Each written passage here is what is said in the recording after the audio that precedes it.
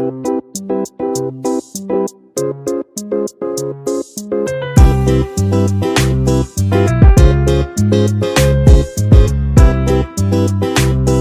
Kitchen मध्ये नमस्ते। आज मी बनवते कलिंगडचा ज्यूस।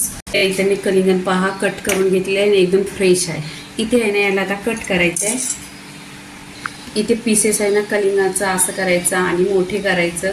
तुम्हाला या बिया काढायच्या आहेत ते काढू शकता, नाही काढल्या तरी पण चालेल। या बिया अशा काढायच्या। इथे कट आहे ना असं करायचं बघा।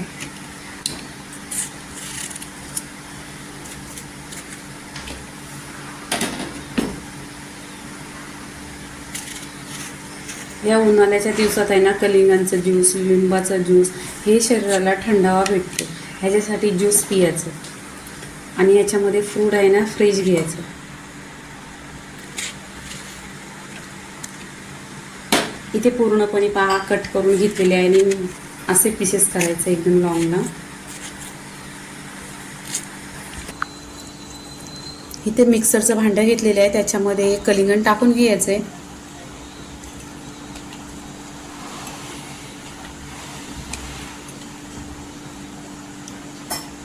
इथे पुदिना घेतलेला आहे, फ्रेश घेतलेला आहे आणि स्वच्छ धुतलेला आहे। इथे मीठ घ्यायचं।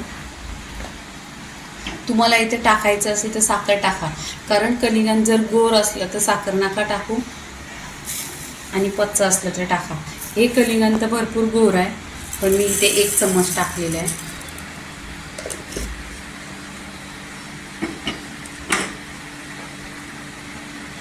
इथे लिंबू पिळून घेतलेला आहे।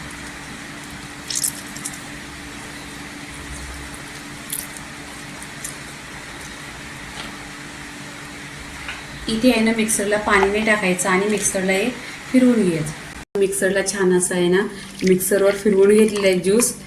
इथे एक चालणी घ्यायची आणि छान असं आहे ना घालून घ्यायचं।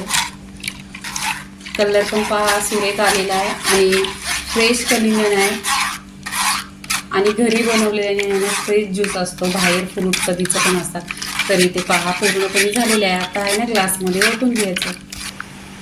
इथे मी भिजवलेला सब्जा आहे, तर हा सब्जा आहे ना तुम्हाला आवडला तर या कलिंगडच्या ज्यूसमध्ये टाका, नाही आवडला तर नका।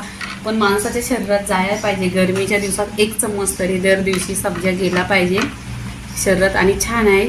इथे पहा दिसायला तर कलर एकदम छान आलेला आहे। आता इथे आहे ना ग्लासमध्ये ओतून घ्यायचं। इथे आहे ना छान असा ज्यूस बनलेला आहे, आता ग्लासमध्ये ओतायचं।